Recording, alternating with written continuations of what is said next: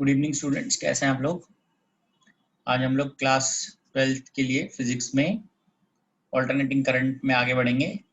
हम रिएक्टेंस से स्टार्ट कर रहे हैं आज, तो आइए देखते हैं।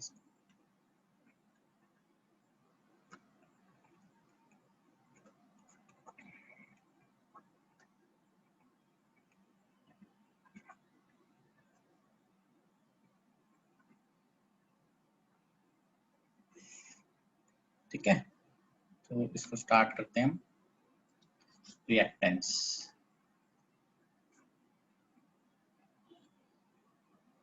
लास्ट क्लास में हमने average value of current and RMS value of current पढ़ा था। आज हम रिएक्टेंस से स्टार्ट करेंगे। रिएक्टेंस क्या है? Basically it is the resistance offered by capacitor और inductor in alternating current circuit. It is resistance offered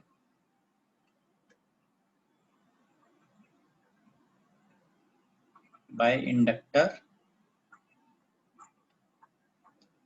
or capacitor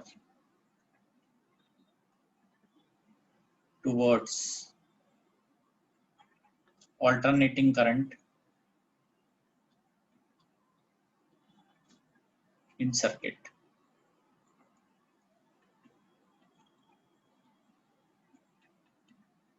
It is also measured in ohms.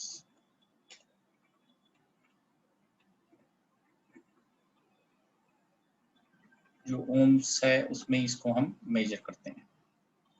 ठीक है, दिस इज रिएक्टेंस। अभी हम देखते हैं टाइप ऑफ रिएक्टेंस जो है उस पर। There are two type of reactance. One is called inductive reactance and other is called capacitive reactance. So, inductive reactance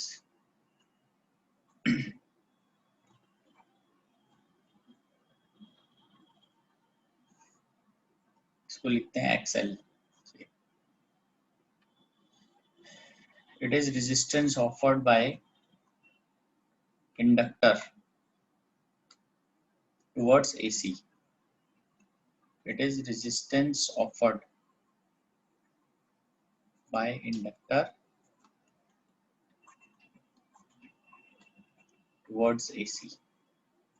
Alternating current. ठीक है, the alternating current circuit के अंदर जो भी resistance inductor offer करेगा that is called as inductive resistance. इसको हम लिखते हैं XL is equal to omega L. So omega L इसमें क्या हो गया? ओमेगा जो है that is angular frequency. L is coefficient of self inductance.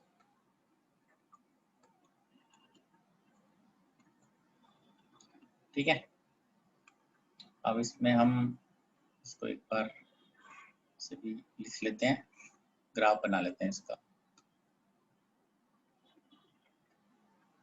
इस ग्राफ के हिसाब से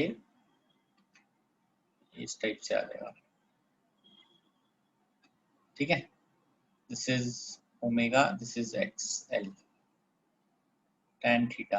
यहाँ से tan थीटा से हमें मिलेगा L.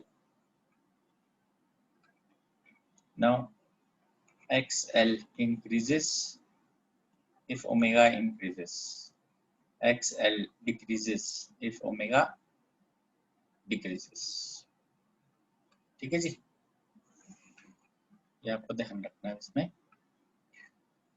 नेक्स्ट देखते हैं हम, that is capacitive reactance.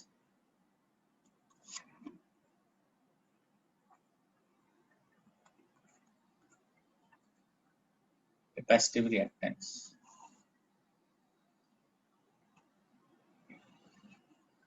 it is resistance offered by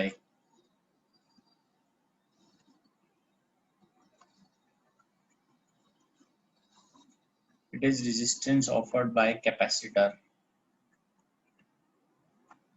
towards alternating current.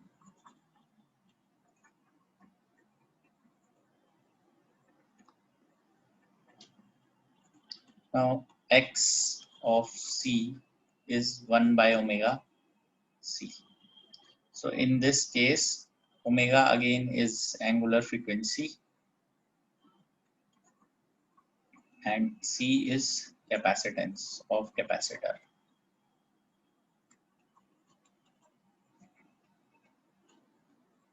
ठीक है, इसका हम डायग्राम ड्रॉ कर लेते हैं।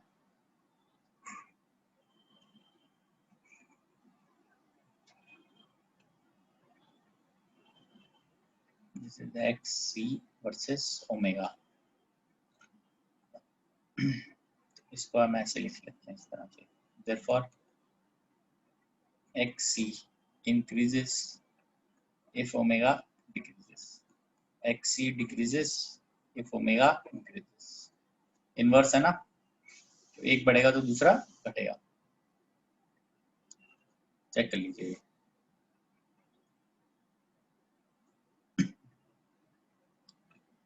ठीक है जी, आगे बढ़ते हैं अब हम इसमें। नेक्स्ट ये रिएक्टेंस हो गया। नेक्स्ट आगे बढ़ते हैं, इसके अंदर अब हम रेजिस्टेंस पे बात करेंगे। ओनली रेजिस्टिव सर्किट, एक सर्किट ऑल्टरनेटिंग करंट सर्किट जिसके अंदर सिर्फ रेजिस्टेंस लगा हुआ है। इसको इस तरह से आप लिख भी सकते हैं।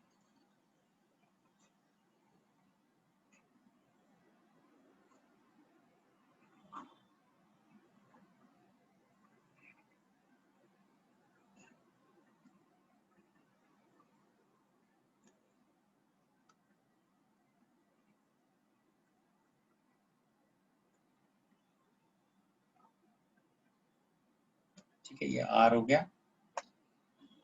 यहाँ पे आप वैल्यू दे सकते हैं करंट की, साइनोसॉइडल करंट है sine omega T.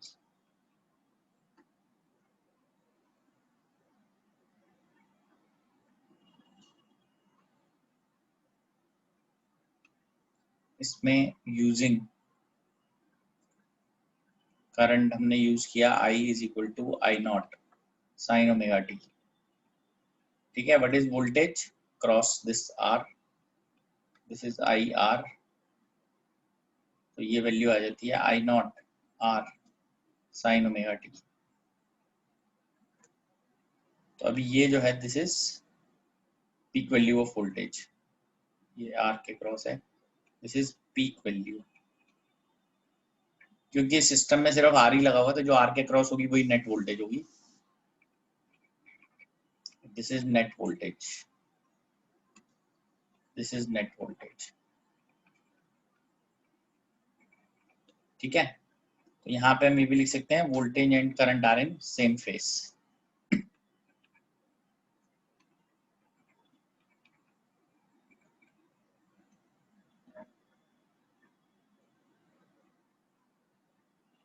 voltage and current are in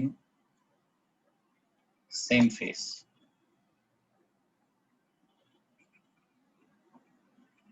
ठीक है, सेम फेज का मतलब है वोल्टेज और करंट के बीच में कोई एंगल नहीं है। ये भी साइन ओमेगा टी है तो ये भी साइन ओमेगा टी है।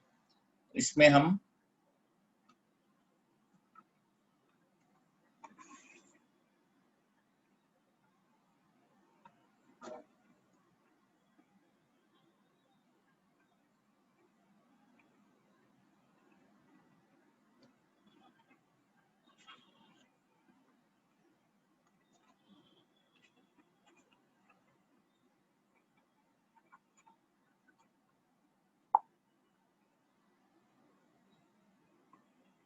ठीक है, तो अब हम नेक्स्ट इसमें ड्रॉ करेंगे फेसर डायग्राम। फेसर डायग्राम क्या होता है एक बार देखते हैं जरा।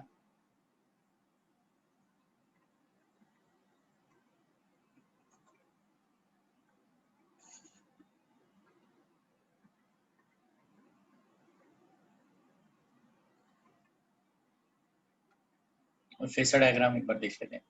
वोल्टेज करंट सेम फेस में है, तो अभी फेसर डायग्राम जब हम ड्रॉ करते हैं तो वो इस तरह से ड्रॉ होता है। हम एक उसमें एरो ऐसे बनाएंगे और एक एरो हम ऐसे बनाते हैं इस तरह से। ठीक है, अब इसमें हमें जब फेसर बनाना है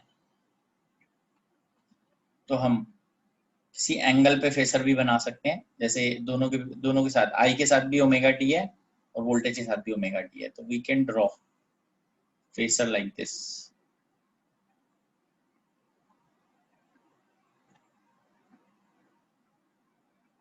इस तरह से हम इसको इस तरह से फेसर भी बना सकते हैं सेम एंगल पे। ठीक है, ये एंगल जो है ये बताता है यहाँ पर दिस इज ओमेगा टी। एक वी नॉट शो कर रहा है, एक आई नॉट शो कर रहा है।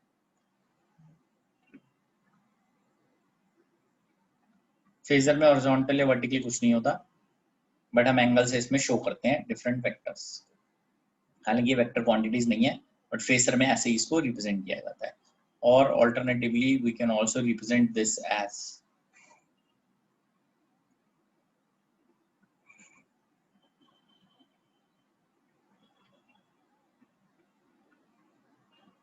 इसको इस तरह से भी हम रिप्रेजेंट कर सकते हैं।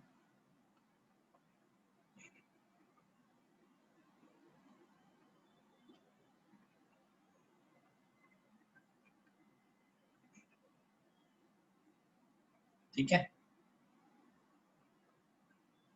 ऐसे भी आप इसको लिख सकते हैं, this is I naught and this is V not.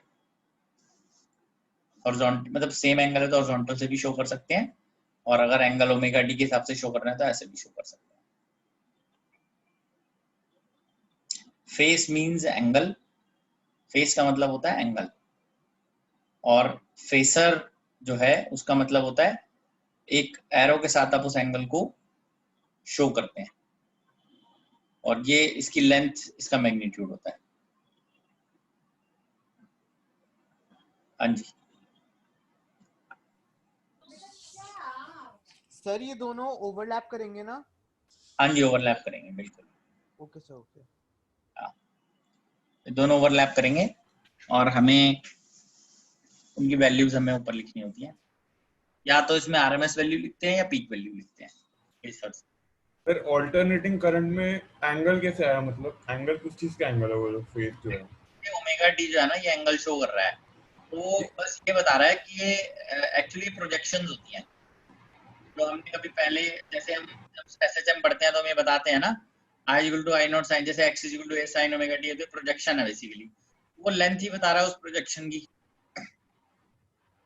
तो आप ऐसे समझो बस कि जो ओमेगा टी है वो ये अंदर का एंगल रिप्रेजेंट करता है, हम चाहे तो उसको हॉरिजॉन्टल है दोनों तो इस ऐसे भी रिप्रेजेंट करते हैं, एक दूसरे जो एंगल है वो हमें शो करना होता है। तो अगर ये मान लो ओमेगा टी है, दोनों में ओमेगा टी है, तो यहाँ ऐसे भी शो कर सकते हैं फेसर को। ये लाइन जो है, ये जो एरोज हैं, ये शो करते हैं कि लेंथ, जैसे आई नॉट और वी नॉट। अभी आगे पर बढ़, ये एंगल आया कहाँ से, मतलब करंट में कैसे एंगल आ सकते हैं मतलब? अरे करंट में थोड़ी एंगल है, साइनोसॉइडल करंट है, तो एंगल ये है ना, ये ओमेगा टी जो टाइम के साथ चेंज हो रहा है, तो वैल्यू चेंज होगी ना इसकी। साइन के से वैरी कर रहा है ना? हाँ, वो बस ये दिखा रहा है कि ये एरो है, ये इस समय में अगर ओमेगा टी एंगल है तो ये पीक वैल्यू है उसकी बस। तो दो चीजें इंपॉर्टेंट है जो यहाँ पर पूछी जाती हैं हमेशा। ठीक है, नेक्स्ट पे आगे बढ़ते हैं। एक था only resistive circuit, now we are talking of only inductive circuit. पहले वाला जो है उसके अंदर सिर्फ रजिस्टर है, फर्स्ट वाला जो सर्किट है उसके अंदर सिर्फ रजिस्टर है। अब वाला जो सर्किट है ओनली इंडक्टिव, उसके अंदर सिर्फ इंडक्टर है। इंडक्टर के लिए हम ऐसे शो करेंगे इसको,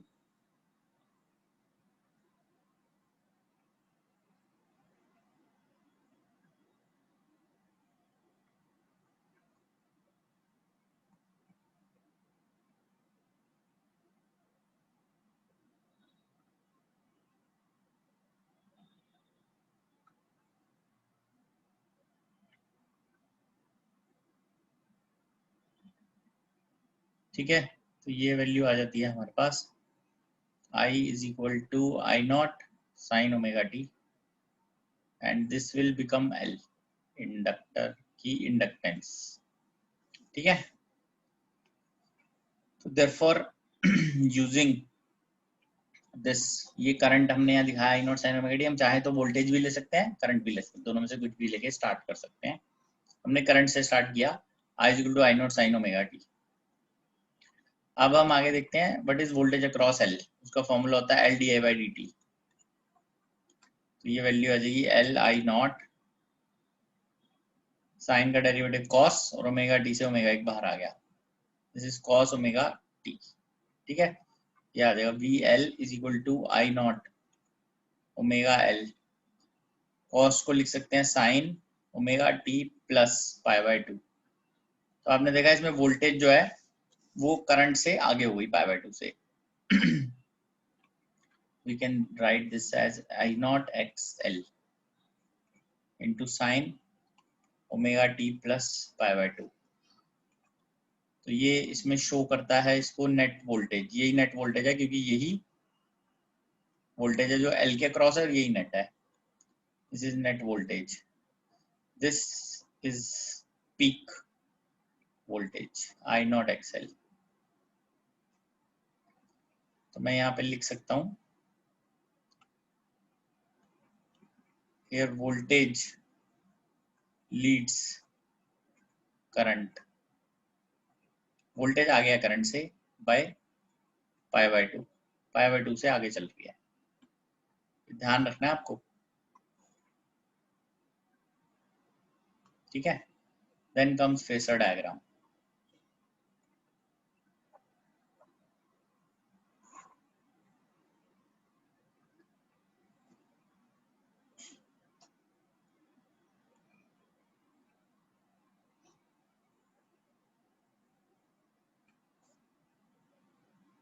ठीक है, अब इसमें हम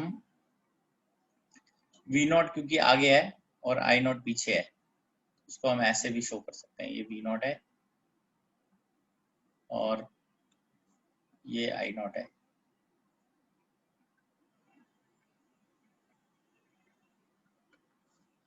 this is I not, this is V not, दोनों के बीच में एंगल कितना है ये। ठीक है, और अदरवाइज इसको ऐसे भी आप शो कर सकते हैं।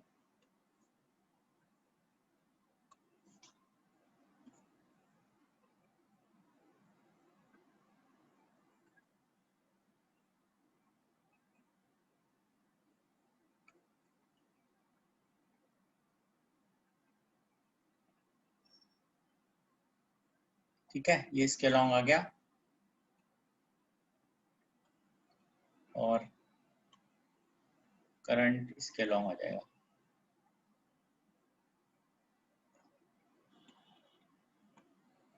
This is V not I not, तो ये भी 90 डिग्री है।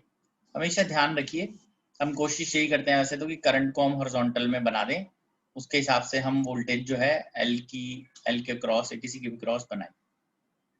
ठीक है, तो ऐसे भी कर सकते हैं आप, इसमें चेक कर सकते हैं हम, इसमें V ऐसे ऊपर की तरफ जाएगा। ठीक है, V not, this is voltage across, इसको V नॉट लेते हैं यहाँ पे, ये भी V नॉट लिया जा रहा है इसमें भी। ठीक है, this is voltage across L, peak voltage across L, this is peak value of voltage across R resistance के। ठीक है जी, formula is important, phasor is important. ये एक तरह से ये एंगल है, करंट का एंगल है ओमेगा टी, और V नॉट का एंगल है हॉरिजॉन्टल का, तो omega T plus pi by 2, इस तरह से शो करते हैं। अगर आप इस ओमेगा टी को 0 मान लेते हैं, मतलब इसको रेफरेंस मान लेते हैं, तो V नॉट इसके साथ पाई बाय 2 बनाएगा। ठीक है, आइए आगे बढ़ते हैं इसमें, ओनली कैपेसिटिव सर्किट।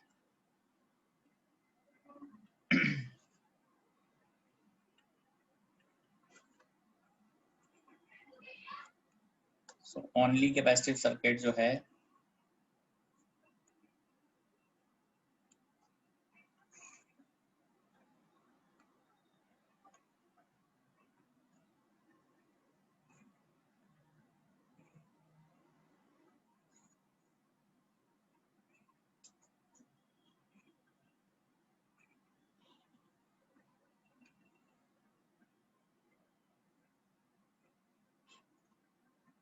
ठीक है, इस तरह से आप इसको बना सकते हैं, ये कैपेसिटर के लिए है। अब इसमें हम करंट की जगह वोल्टेज लेते हैं, this is capacitance this is voltage V is equal to V naught sine omega T.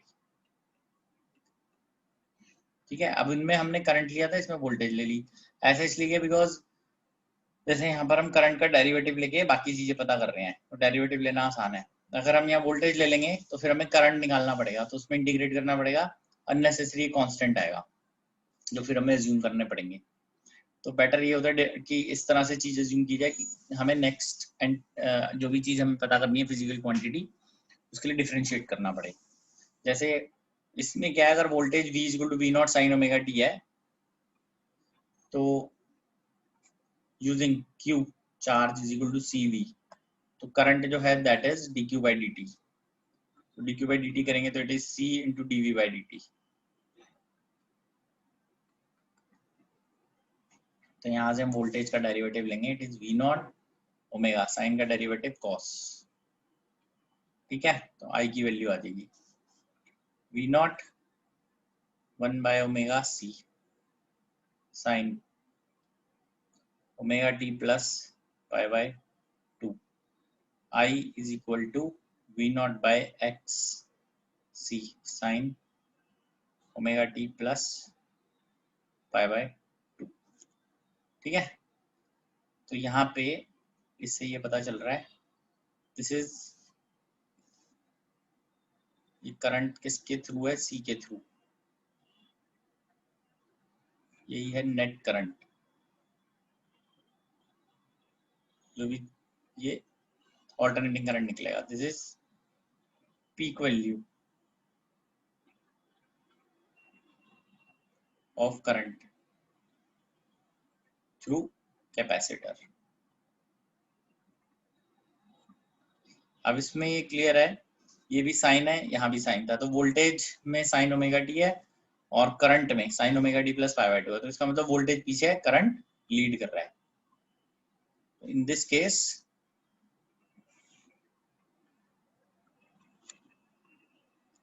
ऐसे लिखते हैं यार, वोल्टेज लैग्स करंट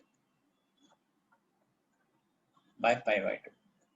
तो इस तरह से आप समझ लीजिए कि in only resistive circuit voltage and current are in same phase, in only inductive circuit voltage leads current by pi by 2, in only capacitive circuit voltage lags current by pi by 2, voltage lag कर रहा है। ठीक है, अब phasor देखते हैं, इसमें phasor diagram.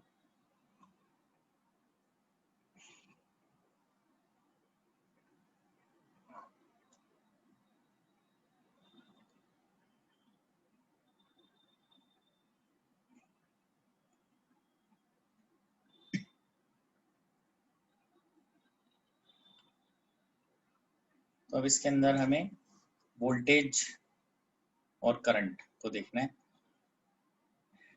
तो अगर वोल्टेज जो है वो इस तरह से बन रही है पाई बाय 2 पे, अभी देख लेते हैं एक बार, हम वोल्टेज को कलर से बना रहे हैं रेड से। वोल्टेज अगर यहाँ पे है पाई बाय 2 पे, तो ये ऐसे बनेगा करंट। ठीक है जी, ये हो गया यहाँ पे ओमेगा टी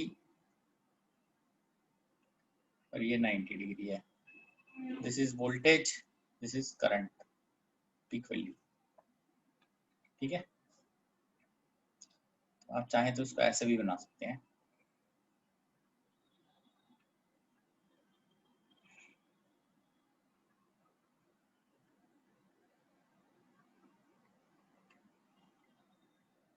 इसमें हमें करंट बनाना है हॉरिजॉन्टल,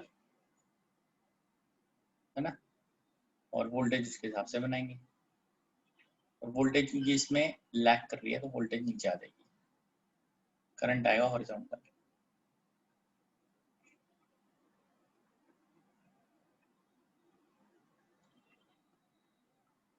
ये वैल्यू आ जाएगी, this is voltage, this is current. तो आपने देखा करंट हमने कोशिश की जैसे हॉरिजॉन्टल पे बन रहा है, तीनों केसेस में करंट हॉरिजॉन्टल है, उसके हिसाब से हम वोल्टेज को सेट करेंगे। वोल्टेज उसके साथ ही है, या वोल्टेज उससे आ गया, या वोल्टेज उससे पीछे है पाई बाय 2 से, इसमें वोल्टेज पीछे है।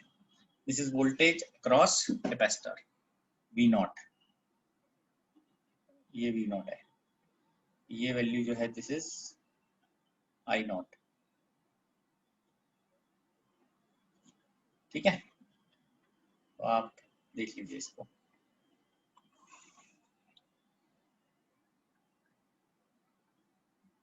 ये तीन हमने यहाँ पर एलिमेंट्स जो उनको स्टडी किया है, only register, only inductor and only capacitor. देख लीजिए, only register, only inductor, only capacitor. ठीक है, अब हम सीरीज एलसीआर सर्किट देखते हैं जिसमें तीनों लगा रहे हैं हम। ठीक है, अब आप ये ध्यान रखिएगा कि जैसे इसमें करंट और वोल्टेज सेम फेस में है, इसमें वोल्टेज लीड कर रही है y/2 से, इसमें वोल्टेज लैग कर रही है। ठीक है, सीरीज एलसीआर सर्किट।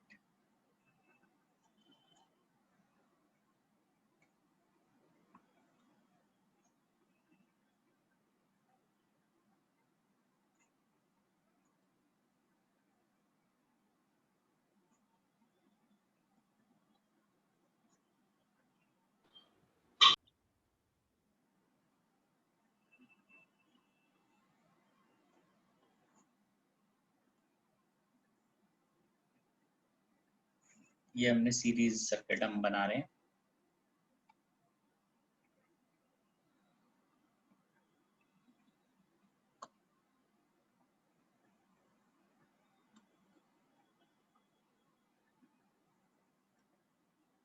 ये इधर बनेगा रेजिस्टेंस, इधर बनेगा कैपेसिटर, इधर बना लेते हैं हम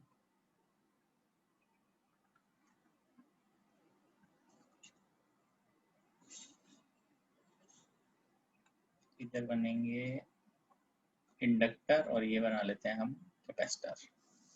ठीक है, this is R L C. ठीक है, अब हम स्टार्ट करेंगे। यहाँ पे सीरीज सर्किट है, सीरीज में क्या चीज सेम रहती है? सीरीज में करंट सेम रहता है। So let's start with current, I not sine omega T. ठीक है जी, इन तीनों में करंट सेम है, क्योंकि करंट सेम है तो मैं अब इन सब में बाकी सब चीजें निकाल दूंगा। जैसे V R is voltage,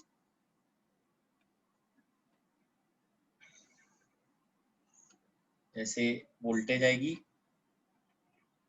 V R, V L and V C.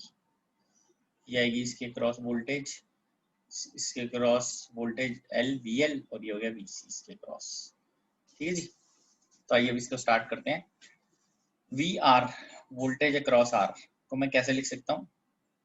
It is I into R, मतलब I not R sine omega t. जो करंट यहाँ से पास कर रहा है, जो भी उसका साइन ओमेगा टी है तो साइन ओमेगा टी रहेगा, दोनों फेस में रहेंगे।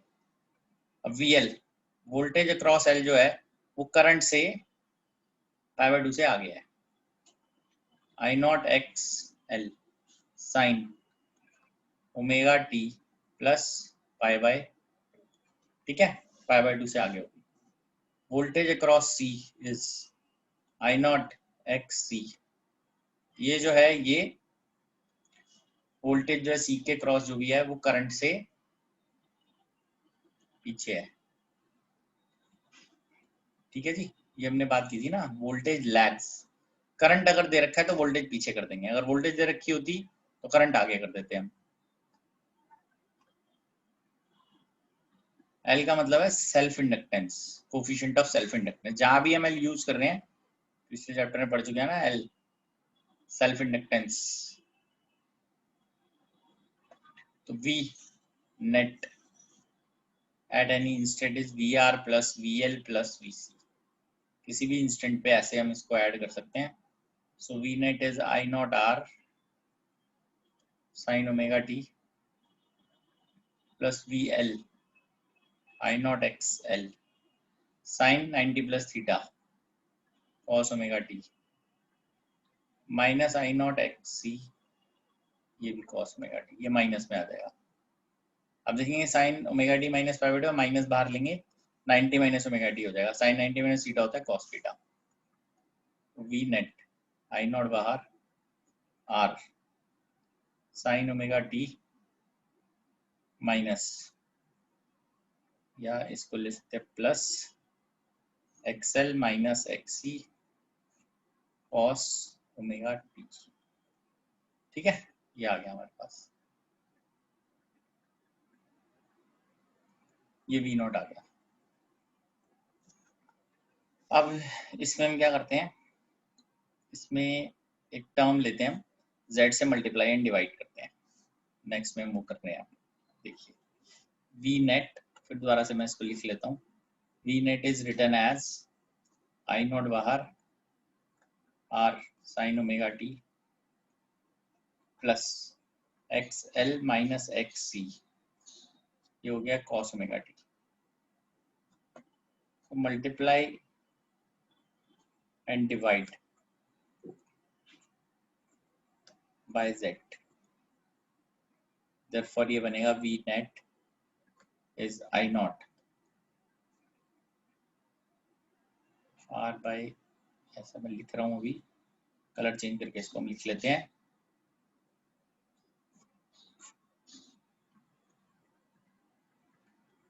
ठीक है।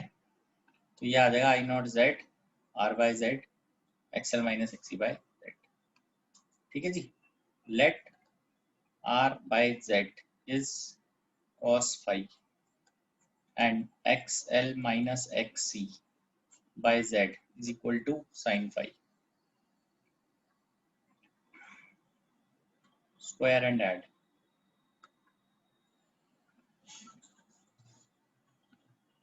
Are square by Z square plus X L minus X C by Z square plus क्या गया cos square phi plus sine square phi, cos square phi plus sine square phi हो गया 1, R square plus X L minus X C का whole square is equal to Z square.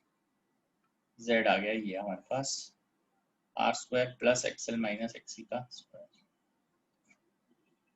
ठीक है, अब z जो है that is called as impedance of circuit.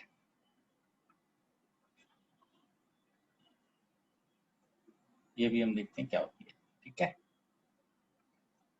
तो अब आगे बढ़ते हैं इसमें, इधर डिवाइड, ये है square and add and this is divide. If you divide it आएगा sine phi by cos phi, this is X L minus X C upon में आर, जेड कैंसिल हो गया, आ गया tan phi X L minus X C by R. ठीक है, अब ये आप अलग से भी ऐसे शो कर सकते हैं, ये जो है this is called as impedance triangle. ये है फाई, ये है एक्सएल माइनस एक्सी, ये है आर, ये है Z, this is called as impedance triangle.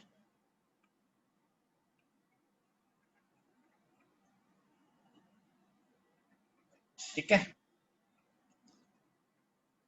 इसी को यूज करके बनाया मैंने tan फाई, देखो X L minus X C by R, तो ये z हो गया, इसका स्क्वायर करेंगे प्लस इसका स्क्वायर करेंगे अंडर रूट करेंगे तो z आएगा, ये लिखा है। ठीक है, so what is this impedance, इसको पहले लिख लेते हैं, इम्पीडेंस ऑफ सर्किट।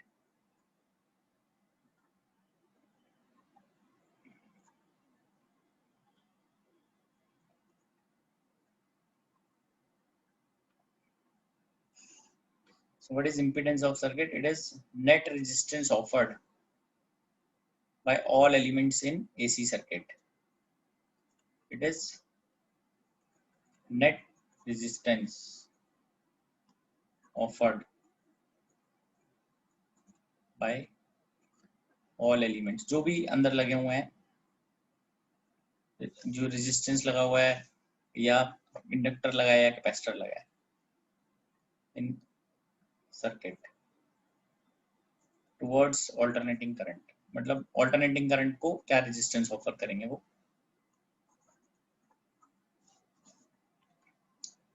इसको हम बोलते हैं impedance of circuit. It is measured in ohms.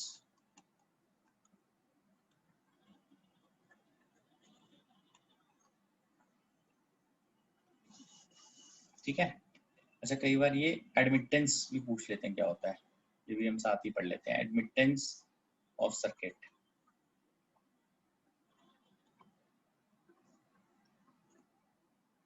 इसको वाई से हम लिखते हैं।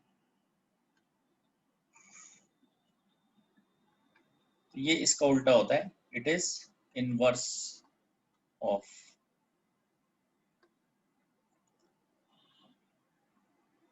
impedance, it is inverse of impedance of alternating circuit, alternating current circuit, or it is conductance offered by AC circuit, alternating current circuit।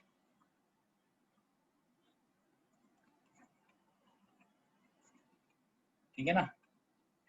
It is measured in mho or Siemens or ohm inverse। ठीक है जी। या also y is equal to 1 by z, इसका उल्टा होता है। तो हम आगे बढ़ेंगे। अब जो हमने वी नेट में लिखा था उसको आगे बढ़ाते हैं। ये वैल्यूज पुट करेंगे cos फाई और sin फाई की। therefore V net equal to r by z, ठीक है, sorry r into z bracket, sorry I not z है तो r बाय z जो था उसको cos फाई लिखेंगे हम। This is I not z, r by z जो है उसको हम लिखेंगे cos फाई, cos फाई और sin omega T plus sin phi cos omega t. तो ये वैल्यू आ जाती है I not Z sine omega T plus phi. ये आ जाता है मेरे पास V net. This is what net voltage of AC circuit. इस सर्किट की नेट वोल्टेज है ये।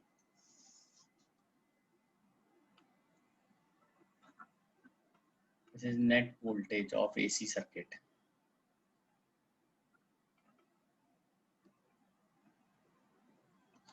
This is peak value of voltage.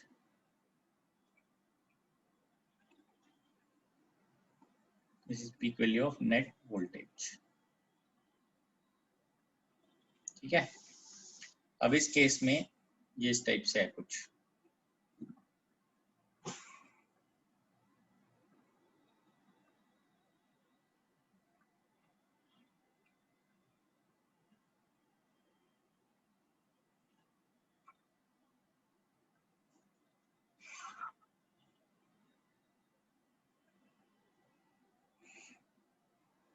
ये फेसर हम बना रहे हैं, फेसर। अभी हम इसमें सारी वैल्यूज शो कर देते हैं। पहले तो जैसे करंट तो इधर ही जाएगा,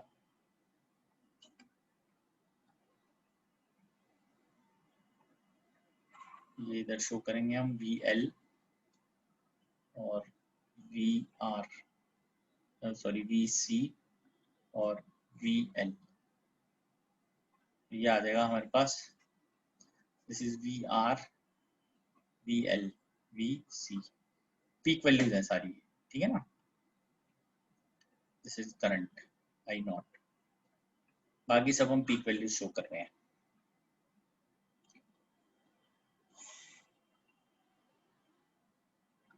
ठीक है, केस बनाते हैं इसका। केस 1 कंसिडर करते हैं। Case 1 V L greater than V C, और V L greater than V C है, देयरफॉर क्योंकि करंट तो सेम होता है, इसलिए I not X L greater than I not X of C, XL will be greater than XC. Therefore, tan phi XL minus XC upon में R, वो यहाँ से शो करेंगे हम इसको।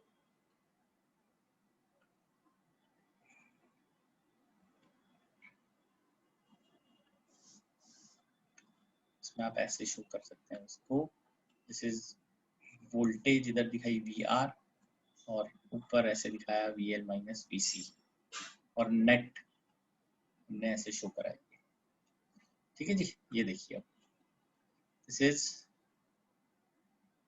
ये है voltage V R, this is V L minus V C, this is V net. इसके हिसाब से देखिए अगर V L greater than V C है तो ये सब्ट्रैक्ट हो जाएंगे, ये ऊपर हो जाएगा V L minus V C, और वी आर इधर ही है, नेट वोल्टेज ऐसे आ जाएगी। देयरफॉर नेट वोल्टेज आप यहाँ पे ऐसे लिख भी सकते हैं, V net is under root V R square plus V L minus V C का whole square. Remember to put RMS values और पीक वैल्यूज इन दिस। ठीक है, इससे हम हमेशा पीक वैल्यू आरएमएस वैल्यू लिख सकते हैं। और tan फाई हम यहाँ पे वोल्टेज की फॉर्म में भी लिख सकते हैं, V L minus V C divided by V R. क्योंकि एल सी और आर तीनों सीरीज में है, तो जब मैं करंट इंटू एक्सएल लिखूंगा यहाँ, I X L minus I X C upon I R, I cancel होगा, ये फॉर्मूला बन जाएगा। ठीक है, in this case voltage, net voltage leads net current, net voltage leads net current.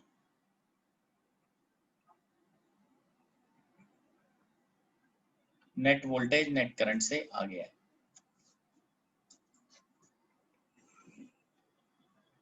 ठीक है जी,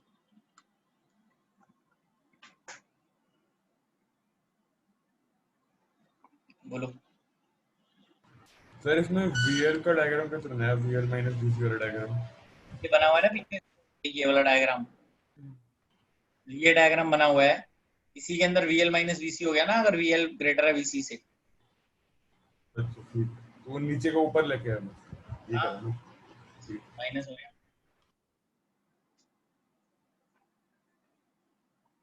अब इस केस में एक्सएल इज लेस देन एक्ससी, इस केस में ये tan, इसमें फाई एंगल जो है वो नीचे हो जाएगा।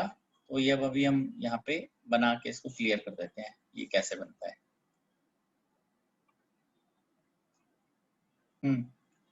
केस वन क्लियर है बेटा, VL ग्रेटर देन VC है तो ये ऊपर चला गया ना VL माइनस VC, VR इधर ही है, नेट वोल्टेज इस तरफ आ गई एंगल फाई पे, तो वो ऐसे लिख सकता हूं मैं।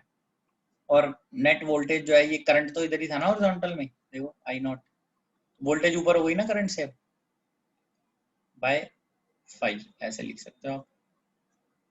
ठीक है, अब इसके अंदर हम इसको बनाते हैं, ये ऐसे बनेगा,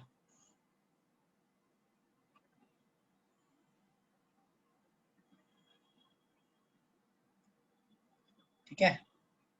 इसमें अब ये नीचे ऐसे आएगा इधर, और एक आएगा हॉरिजॉन्टल में, ये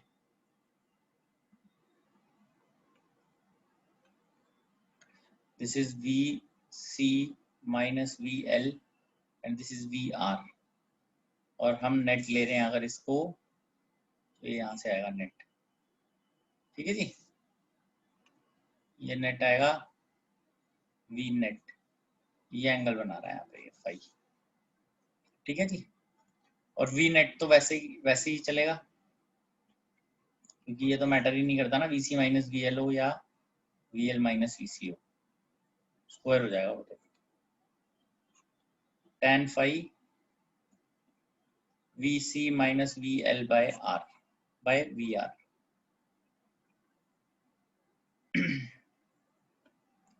ये वापस अगर हम करंट आई एक्सी वगैरह डालेंगे तो ये बन जाएगा। तो यहाँ पे एयर नेट वोल्टेज वो नीचे आ गई, देखो करंट से, करंट तो हॉरिजॉन्टल ही था, net voltage lags net current by phi. ठीक है जी, ये क्लियर हो गई बात केस टू की। क्लियर होता है आपको केस वन और केस टू? ठीक है,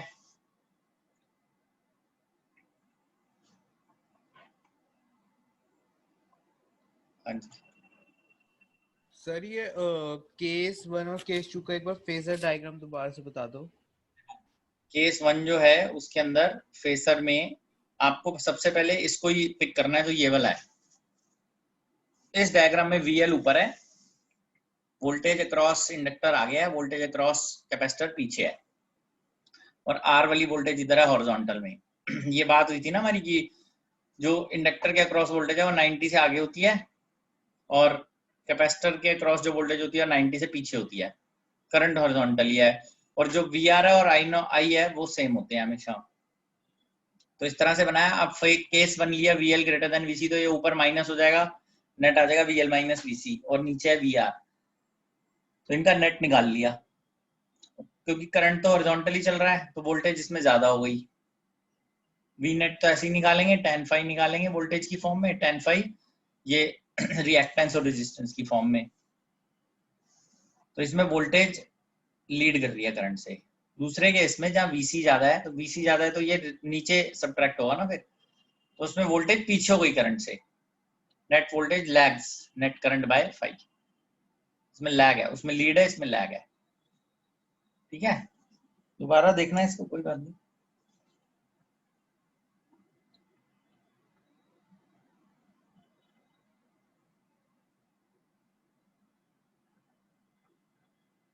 क्वेश्चन आप क्या पूछ रहे हैं? VL is equal to I naught XL।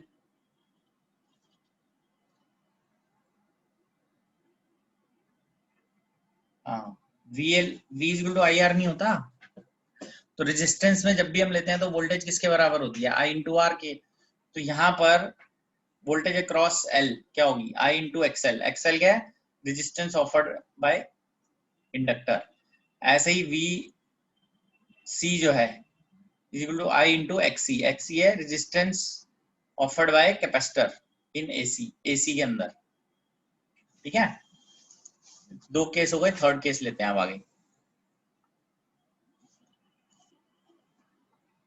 Case 3, VL is equal to VC, therefore इससे वैल्यू आएगी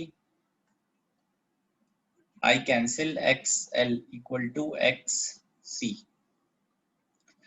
तो ये जो केस है ये रेजोनेंस का केस है, it is a case of resonance.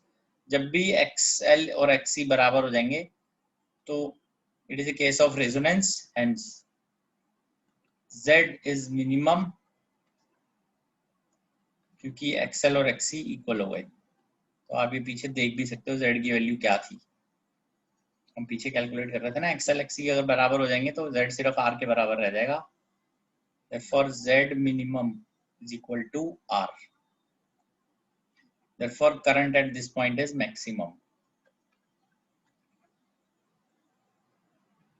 I max is equal to V naught by R.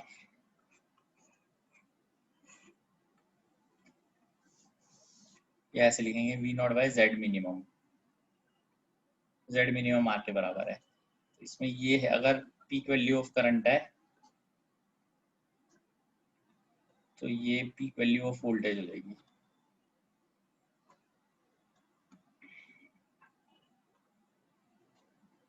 This is peak value of voltage.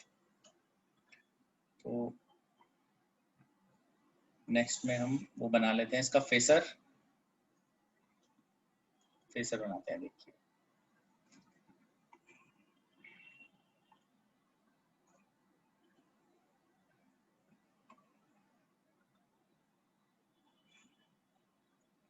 ठीक है, अब इसके अंदर हम वैल्यूज VR और वो देख लेते हैं, बिकॉज अब इसमें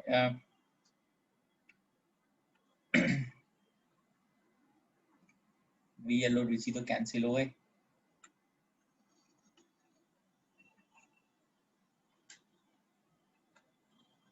this is current end voltage, this is current, this is voltage across R।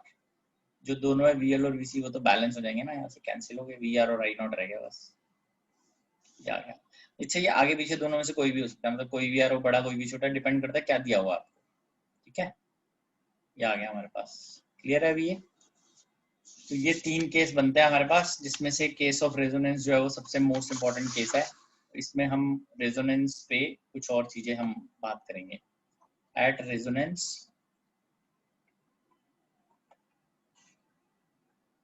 X L X C के बराबर है, तो ये हम लिखते हैं ओमेगा नॉट एल, ये हो गया omega naught C, omega naught square 1/L C, omega naught की वैल्यू हो जाएगी 1/√L सी, ओमेगा नॉट होता है 2 पाई न्यू नॉट √L सी।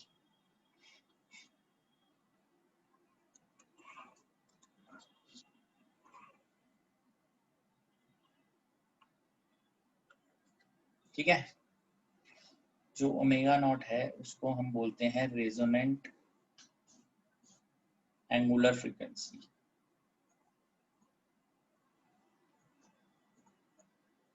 और जो न्यू नॉट है उसको हम बोलेंगे रेजोनेंट फ्रीक्वेंसी।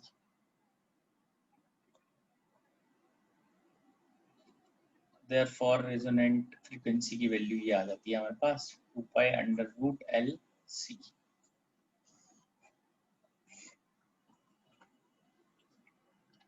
तो कुछ चीजें आप रेजोनेंस पे ध्यान रखिए। At resonance number 1 omega naught आ गया 1/√L C,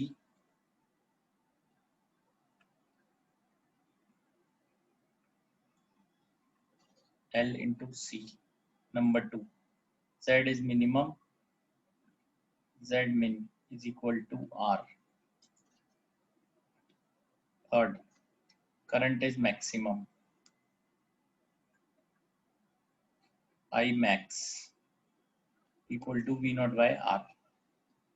Fourth point, XL equals to XC, और इसको ऐसे लिखते हैं VL is equal to VC, V net equal to VR. ठीक है। Fifth point, average power dissipation is maximum, ये हम आगे अभी पढ़ेंगे इसको। Average power dissipation in circuit is maximum. ठीक है,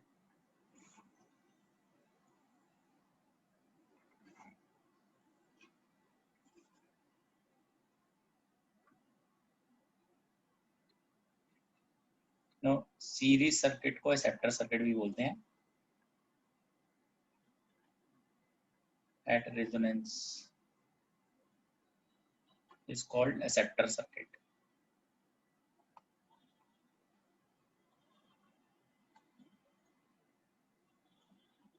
ठीक है, इसमें करंट वर्सेस टाइम हम देख लेते हैं, इस टाइप से बनता है।